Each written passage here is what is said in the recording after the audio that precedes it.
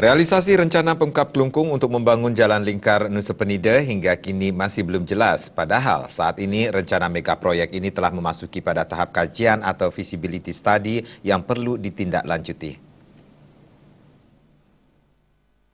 Keinginan Pemkab Kelungkung untuk segera merealisasikan pemerataan pembangunan di kawasan Nusa Penida tampaknya menemui sedikit ganjalan. Hal ini terlihat dari tidak adanya kejelasan kelanjutan dari mega proyek yang saat ini telah memasuki tahap kajian.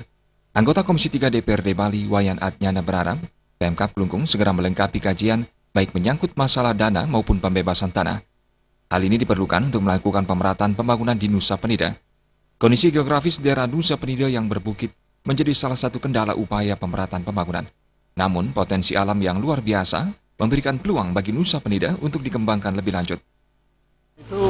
Provinsi Bali sudah menunjukkan artinya dukungan yang luar biasa. Dari proses perencanaannya kita sudah ikut, artinya kita sangat mendukung bisa terjadinya dan lingkar Nusa Penida.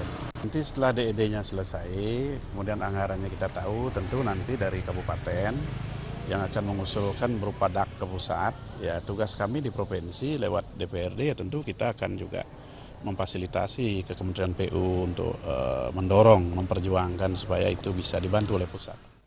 Pemprov Bali sendiri telah memberikan bantuan dana senilai 2 miliar untuk pelaksanaan feasibility study.